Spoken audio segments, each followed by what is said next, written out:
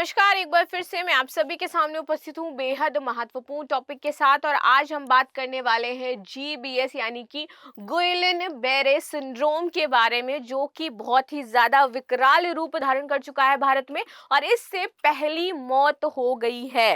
तो इसी के बारे में हम बात करने वाले हैं कि ये कितना ज्यादा खतरनाक है, इसको लेकर के सरकार क्या प्रयास कर रही है। और अगर मैं बात करूं कि इसके इलाज की, तो इसका जो एक इंजेक्शन है ना, वो 20,000 रुपए का आ रहा है। इस वजह से जो आम जनता है वो अफोर्ड नहीं कर पा रही है और अब इससे मृत्यु होना शुरू हो गई है। इससे वर्तमान समय में 14,000 बच्चे पीड़ित हैं इसको लेकर के। और यहाँ पर बहुत बड़ा जो जैसे कोविड-19 का हमने एक देखा था ना कि हमें विकराल रूप देखने को मिला था, वैसे ही ये जो गुइलेन बेरी सिंड्रोम है ये अपना विकराल रूप धारण करता जा रहा है। तो इसी पर बात करते हैं, सरकार ने क्या इसको लेकर के गाइडलाइंस जारी करी गई हैं, हमें किस तरीके से जो नॉर्मल वाटर है उसको पीना है, बॉयल करके पीना है, क्या सारी चीजें इन पर डिस्कस करेंगे। मेरा नाम है प्राची मिश्रा और संस्कृति आईएएस के इस प्लेटफॉर्म पर आप सभी का बहुत बहुत स्वागत है। इससे पहले आपके लिए एक सूचना भी है कि भाई जो भी बच्चे ज्वाइन करना चाहते हैं अभी ऑफर में ज्वाइन कर सकते हैं। 50% से ज्यादा का डिस्काउंट है। यूपीएससी जीएस मात्र 55,000 में, यूपीएससी जीएस प्लस सी सेट आपको मात्र 60,000 में मिल रहा है और अगर आप वीडियो क्लासेस लेना चाहते हो तो मात्र 50,000 में आपको उपलब्ध हो जाएगी। आगे आते हैं, पुणे में गुइलेन बेरे सिंड्रोम से पहली मौत हुई है और इसीलिए आपका ये चर्चा में आ गया है। 101 एक्टिव केसेस यहाँ पर देखने को मिल रहे हैं और ये एक्टिव केसेस जो हैं ये इतने ज्यादा संगीन है कि स्ट्रेचर पे हैं, इनको लाइफ सपोर्ट सिस्टम दे रखा है कि अगर वो हटा दिया जाए तो इनकी डेथ हो जाएगी। सो इस तरीके से ये गंभीर मामला आपको यहाँ पर दिखाई देगा। महाराष्ट्र के सोलापुर में आपकी ये पहली मौत हुई है। महाराष्ट्र के स्वास्थ्य विभाग ने रविवार को इस केस की जानकारी दी, लेकिन इसे डिटेल में कुछ भी नहीं बताया है क्योंकि लोग इससे और भी ज्यादा परेशान हो जाएंगे। सो जस्ट इतना बताया कि इस सिंड्रोम की वजह से पहली मौत हो चुकी है इंडिया में। ठीक है, विभाग ने कहा कि पुणे में जीबीएस के 16 मरीज वेंटिलेटर सपोर्ट पर हैं और ये 16 मरीज ऐसे हैं जिनकी कभी भी मृत्यु हो सकती है। पुणे कलेक्टर ने 9 जनवरी को अस्पताल में भर्ती मरीज में जीबीएस पॉजिटिव पाया था। अब पुणे में जो एक्टिव केसों की संख्या है वो 101 हो गई है। इसमें 19 मरीज जो हैं वो 9 साल से कम उम्र के हैं और 50 से 80 साल वाले जो मरीज हैं वो आपके 23 हैं टोटल। आगे आते हैं, गुइलेन बेरी सिंड्रोम आखिर होता क्या है। देखिए, ये आपकी जो नॉर्मल नर्व होती है कुछ यहाँ पर आपको दिखाई देगा, ठीक है। और गुइलेन बेरी सिंड्रोम से प्रभावित होने के बाद ये आपकी जो नर्व है वो इस तरीके से प्रभावित हो जाती है, यानी कि खराब होने लगती है। तो ये आपके जो नर्व सिस्टम है इसमें अटैक करता है, आपको ये समझ में आएगा इससे।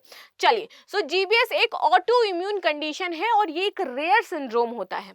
इसमें न्यूरोलॉजिकल डिसऑर्डर हो जाता है तथा हमारा जो इम्यून सिस्टम है वो अपनी ही नर्व्स पर अटैक करने लगता है, जस्ट लाइक दिस।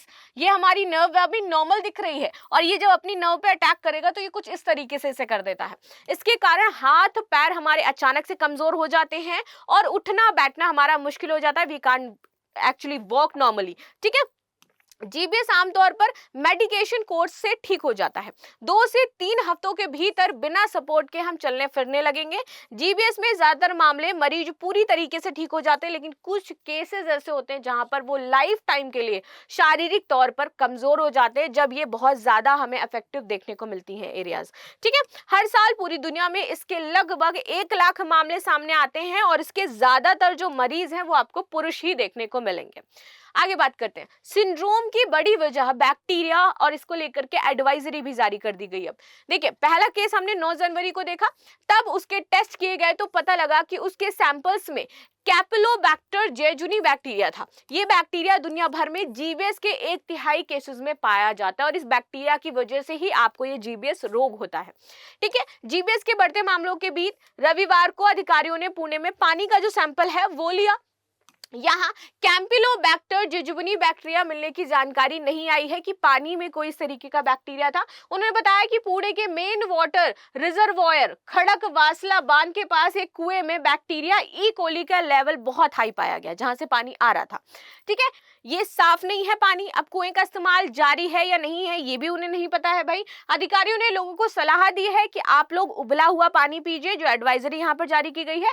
ठंडा खाना खाने से बचे और गर्म ही भोजन करें। यानी कि ये गर्म आपका अगर हीट चीजें होती है तो वहां पर बैक्टीरिया आपका काम नहीं करता है। तो इसलिए हमेशा आप लोग, अगर कोई भी मुझे महाराष्ट्र या पुणे से देख रहा हो या फिर आसपास के अफेक्टेड एरिया से देख रहा हो, सो प्लीज आपको हमेशा उबला हुआ पानी पीना है और साथ ही साथ आपको ठंडा खाना नहीं खाना है, हमेशा खाने को गर्म करके ही खाना है। अगर ज्यादा ठंडा है तो उसे आपको फेंक देना है।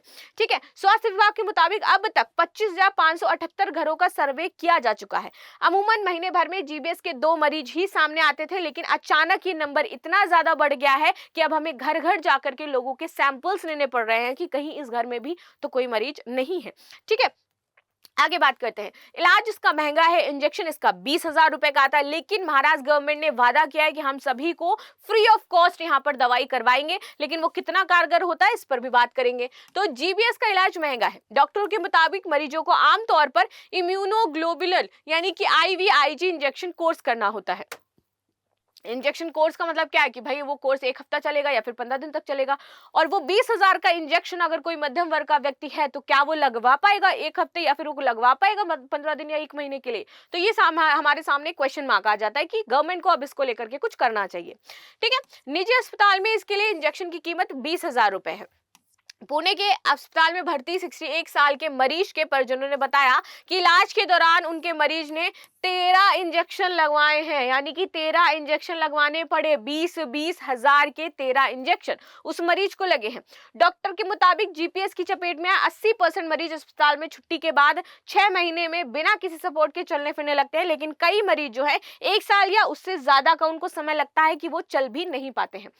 डिप्टी सीएम पवार ने जीबीएस के मुफ्त इलाज की यहां पर घोषणा कर दी है इसी बीच कि अगर कोई भी मरीज इससे पीड़ित है तो उसका मुफ्त इलाज करवाया जाएगा गवर्नमेंट के द्वारा। उन्होंने कहा है कि पिपरी और चिंचवाड़ के लोगों का इलाज वीसीएम अस्पताल में होगा, जबकि पुणे नगर निगम क्षेत्र के मरीजों का इलाज कमला नेहरू अस्पताल में होगा, और ग्रामीण क्षेत्रों की जनता के लिए पुणे के ससून अस्पताल में फ्री इलाज मिलेगा। तो हर एरिया के अकॉर्डिंग यहाँ पर आपके अस्पताल बना दिए गए हैं। उन अस्पतालों में यदि आप जाते हैं तो आपका इलाज फ्री ऑफ कॉस्ट किया जाएगा, यानी कि जो 20,000 का इंजेक्शन है वो आपको फ्री में उपलब्ध हो जाएगा। सो इससे ये समस्या बहुत ही ज्यादा गंभीर होती जा रही है दिन पर दिन। सरकार इसके लिए प्रयास कर रही है, लेकिन आगे देखते हैं कि क्या इसमें चीजें हमें देखने को मिलती हैं। सो बाकी आपकी क्या राय है जरूर बताइएगा। मिलते हैं नेक्स्ट क्लास में, तब तक के लिए धन्यवाद। लाइक शेयर सब्सक्राइब करना बिल्कुल भी ना भूलें, and thank you so much.